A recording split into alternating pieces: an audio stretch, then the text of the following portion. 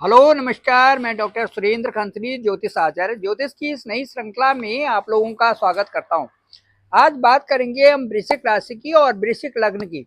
जो Scorpio sign है वो एक महत्वपूर्ण साइन है, क्योंकि इसका इनके जो लॉर्ड होते हैं मंगल होते हैं। और जो 2025 आ रहा है, दिसंबर के बाद कई प्रकार के बदलाव आ रहे हैं। और उसके बाद जो बृहस्पति का जो गोचर है वो भी एक महत्वपूर्ण अवस्था में आ रहा है, क्योंकि बृहस्पति 14 मई 2025 के बाद अष्टम भाव में जाएंगे। बृहस्पति ये ठीक वृश्चिक राशि के, वहां पर बृहस्पति अतिचारी भी होंगे। और अतिचारी का मतलब है कि एक बहुत स्पीड से वहां पर ग्रह का गोचर करना, उसे कहते हैं अतिचारी। एक जो जो ग्रह होता है, एक तो साधारण अवस्था में चलते हैं, उसे मार्गी कहते हैं। एक रेट्रोग्रेड डायरेक्शन में होते हैं, जब ऐसा लगता है पृथ्वी से कि ग्रह अपनी उल्टी चाल चल रहा है, उसे कहते हैं बकरी। और एक होता है अतिचारी। अतिचारी का मतलब है कि ग्रह का बहुत तेज गति से अपनी धुरी पर आगे बढ़ना और चारों तरफ सूर्य के चक्कर लगाना। तो ये अतिचारी अवस्था में भी बृहस्पति होंगे 2025 में। और इस समय विशेष प्रकार के ध्यान रखना पड़ेगा जो वृश्चिक राशि वाले लोग हैं, वृश्चिक राशि वाले जो जातक हैं। चलो हम बात करते हैं। सबसे पहले मैं ये बोलता हूं कि वृश्चिक राशि में इस समय सूर्य का गोचर चल रहा है और 15 दिसंबर को ये आपके धन स्थान में चले जाएंगे। ये आपके लिए बहुत ही सुखद माना जा रहा है, क्योंकि बृहस्पति एक डिसिप्लिन को मेंटेन करते हैं। जो जो सूर्य एक डिसिप्लिन को मेंटेन करते हैं। सूर्य का गोचर ठीक 15 दिसंबर को आपके द्वितीय भाव में हो जाएगा। द्वितीय भाव में होने से ये डिसिप्लिन भी मेंटेन करेंगे। साथ साथ में आपके कई कार्यों को, जो रुके हुए कार्य थे, उनके बनने की आसार अब आ रहे हैं। इससे मैं ये कहूँगा कि मंगल का घर है और वहाँ पर सूर्य का गोचर बहुत ही अच्छा है। उसके बाद 15 दिसंबर के बाद जब ये आपके आपके द्वितीय भाव में जाएंगे, तो वहां पर बृहस्पति का घर होगा और वहां पर भी सूर्य का गोचर ये बहुत ही प्रभावजनक आपके लिए होगा। इसके साथ साथ में मैं ये कहूंगा कि जो जो बृहस्पति हैं, बृहस्पति जब मिथुन राशि में जाएंगे तो मिथुन राशि आपसे ठीक अष्टम की राशि होगी। यहाँ पर मैं ये कहूंगा कि अष्टम में हालांकि कोई भी ग्रह का गोचर करना अच्छा नहीं माना जाता ज्यादा, क्योंकि वहां पर एक तो ज्यादा मेहनत होती है, ज्यादा ध्यान रखना पड़ता है। और कई सारी चीजों में, चाहे वो स्वास्थ्य हो, चाहे आपका कारोबार हो, चाहे आपकी आपकी आपकी नौकरी हो, इन सभी पर प्रभाव वहां पर पड़ता है। मैं ये कहना चाहूंगा कि धन और पैसे को भी आपको संभाल के रखना पड़ेगा। कहाँ पर इन्वेस्टमेंट करना है, कहाँ पर नहीं करना है, ये सारी प्रक्रिया को आपको जानना बहुत ही आवश्यक होगा। इसके साथ साथ में मैं ये कहूंगा कि विद्यार्थियों के लिए ये जो वियोग जो दूरस्थ क्षेत्रों का सहयोग बन रहा है, ये इनके लिए अच्छा होगा। क्योंकि जो वहां से जो जो आपके अष्टम भाव से और जो द्वादश भाव है, उनका ये एक अच्छा समन्वय इस समय बन रहा है। मैं ये कहना चाहूंगा कि सबसे अच्छी बात तो ये है कि जो वृश्चिक राशि है उनकी ढैया भी खत्म होने जा रही है। वो 29/3/2025 को ढैया भी खत्म हो जाएगी।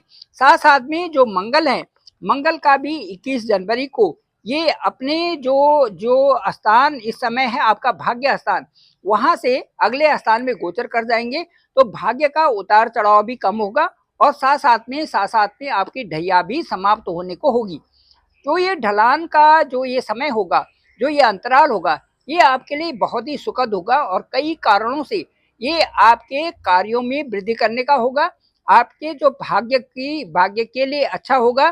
साथ साथ में आपके स्वास्थ्य पर भी इसका अच्छा प्रभाव पड़ेगा। मैं ये कहता हूं कि इस योग के बनने से मुझे ऐसा लगता है कि आपके पास पैसा भी आएगा और लक्ष्मी आने से आपके कई कार्य जो है उस समय सुलभ होते हुए देखे जाएंगे। चाहे वो आपका जमीन से संबंधित हो, चाहे अपने कारोबार से संबंधित हो, चाहे आपके पार्टनर से संबंधित हो, इन सारे कार्यों में एक आपको अच्छी सफलता मिलने के संकेत इस समय मिल रहे हैं।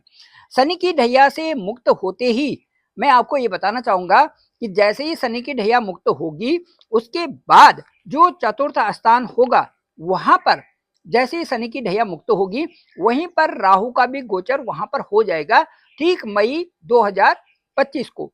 अब जब वहां मई 2025 को वहां पर जहां पर राहु है, वहां पर जब शनि जाएंगे, तो राहु के साथ में शनि भी वहां पर ठीक मई तक वहां पर रहेंगे, और मई के बाद राहु का जो गोचर होगा ठीक एक स्थान पीछे, यानी कि आपके चतुर्थ स्थान में हो जाएगा। तब तक के लिए कई प्रकार से जो बच्चे पढ़ाई कर रहे हैं उनके लिए बहुत संभल करके वहां पर रहने की स्थिति होगी।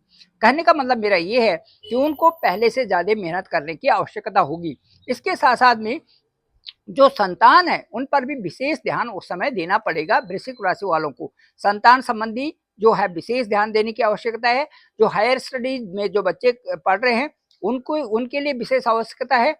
साथ में जो आप प्लानिंग बना रहे हैं उसको एक बहुत अच्छे ढंग से आपको बनाना है, ताकि जो है उसमें किसी तरह से भी कोई कमी ना हो। कुल मिलाकर के ये जो समय है मार्च से और मई तक का, ये आपके लिए एक बहुत संघर्ष वाला भी रहेगा, और साथ साथ में वो समय रहेगा जबकि आपको बड़ी सावधानी से ज्यादा मेहनत भी करनी है और ज्यादा उसके अच्छे परिणाम के लिए आपने पूरी तरह से तैयारी करनी है। ये था आपका वृश्चिक राशि वालों का।